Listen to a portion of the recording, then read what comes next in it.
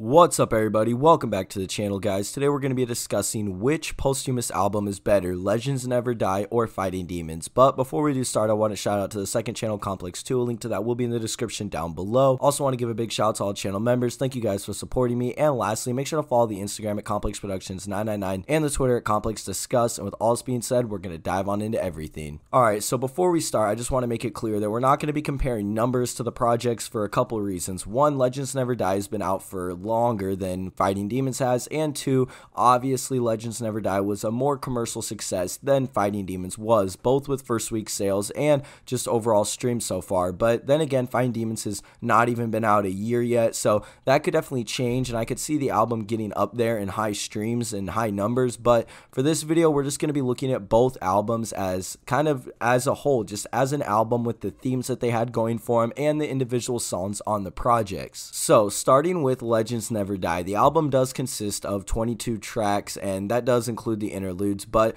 for the most part, this album at the time, it did kind of annoy the community a little bit with just the leaks being on it, because we were told that there was no leaks. But after time is settled and the album, you can kind of just look at it as an album, or if you went into the album without knowing leaks, the album was really positively received overall. And look at some of the tracks on here. It's literally pretty much just grails on here. Bad Energy is probably my favorite track personally, but not even including that, Righteous, Blood on My Jeans, songs like that are grails within, or were grails within the community. So those being on the album does make it a pretty good album for both the community and the mainstream. Those are songs that are pretty much Juice WRLD 3 era songs, and they do showcase a lot of what Juice was doing near the end of his life. Now, for me personally, where the album gets a little bit weaker are just kind of a couple of the songs I'm not a huge fan of. Wishing Well was obviously a huge commercial success, and I did enjoy that song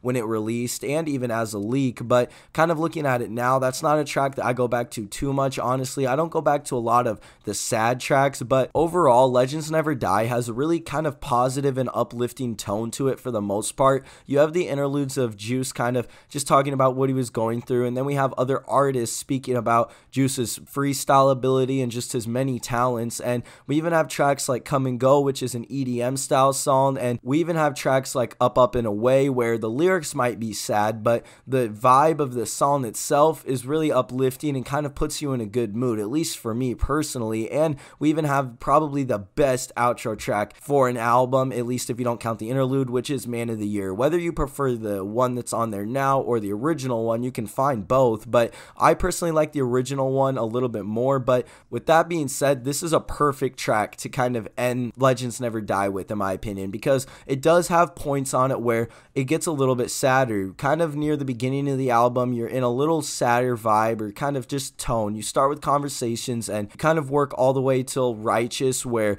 that's just a couple tracks that aren't necessarily sad, but they're not happy tracks really either. And then there's some more highlights throughout it, stuff like Life's a Mess, I think, even Hate the Other Side are probably some standout tracks for me personally. But overall, the album I think is kind of the perfect length and has a good mix of kind of all of Juice's eras on it, because you have Goodbye and Good Riddance Juice on here, you have some of the later stuff on here. I think it's a good mix of kind of what everybody would want from Juice, maybe a few more hype songs for me personally, but overall I think Legends Never Die is a fairly good album, and I don't really rank it with Goodbye and Good Riddance or Death Race, same with Fighting Demons, just because these aren't made by Juice himself. But overall, I would say that this is honestly probably one of the better posthumous albums that I've seen, and I think for the most part, the theme of Legends Never Die, if you listen to the whole album, it's honestly pretty good. It does at least tell a story, and it follows the same theme and doesn't really get lost throughout telling the story that the album was meant to tell. Now, moving on to Fighting Demons, this album features 19 tracks if you count both Go Hards, but don't count Legends or Rich and Blind.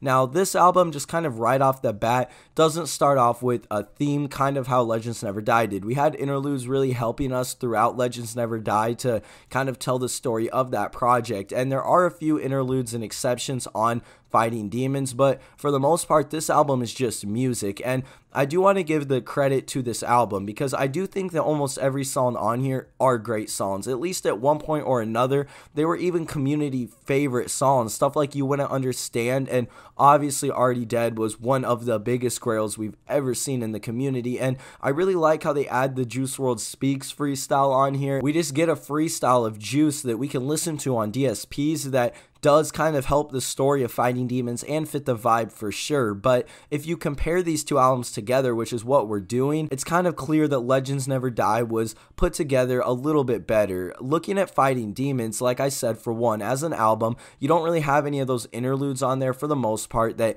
kind of help you follow the theme, which you don't necessarily need those. And the start of the album, I think, is pretty good. You kind of get Burn, which introduces you to a kind of just a new sound from Juice, especially if you don't listen to leaks or don't know what Juice was working on in late 2019. And then we get something like Already Dead, which honestly doesn't fit kind of right where it's at, just because of the fact that the song is a lot older and it's kind of gapped together right between two 2019 tracks. If you look at it like that, Already Dead's in a little bit weird of a position, and then you have You Wouldn't Understand and then Wander to LA. It's honestly kind of just put together a little bit weirdly, if you ask me. I don't really know what the full theme of this album was supposed to be or what they were going for, just because it's kind of weirdly put together in my opinion. But I'm definitely not hating on Fighting Demons. Like I said, it's got great songs on it. Even My Grail, officially released, Feel Alone on this album. So right there just kind of gives me a little bit of bias towards it, but just kind of looking at the album itself,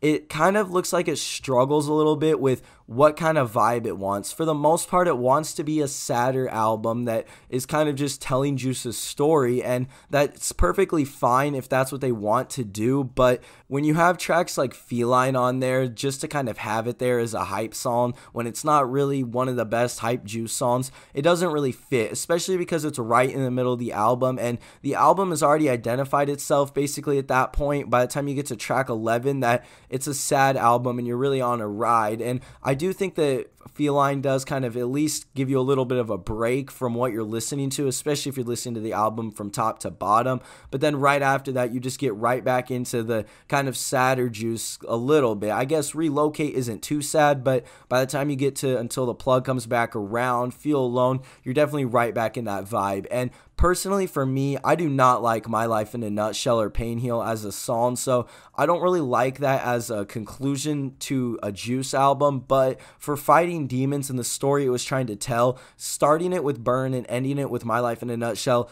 honestly was a good move. Ending it on a really sad note does fit the theme of the album, but overall, for me personally, I'm just not a huge fan of having such a sad track be the conclusion to this album, but I do see what they were trying to do with it. Overall, looking at Legends Never Die and Fighting Demons, I think that Legends Never Die is a better put together album. It tells the story that it's trying to tell better, and it has so many great tracks, where Fighting Demons kind of struggles a little bit with telling its story because it was kind of rushly put together, which I'm not holding against the label whatsoever, but I think I have more tracks on Legends Never Die that I like more rather than Fighting Demons. Not saying that the songs on Fighting Demons are bad, but I definitely catch myself going back to Legends Never Die songs a lot more, and that's kind of just how it is, I guess. I do still like Fighting Demons though, and I think it has a good amount of songs on it. I think some of the songs on it are good. Just as an album and as a whole, Legends Never Die definitely wins this. But let me know what you guys think. Which album do you like better? And with all this being said, thank you guys for watching, and we'll see you in the next one.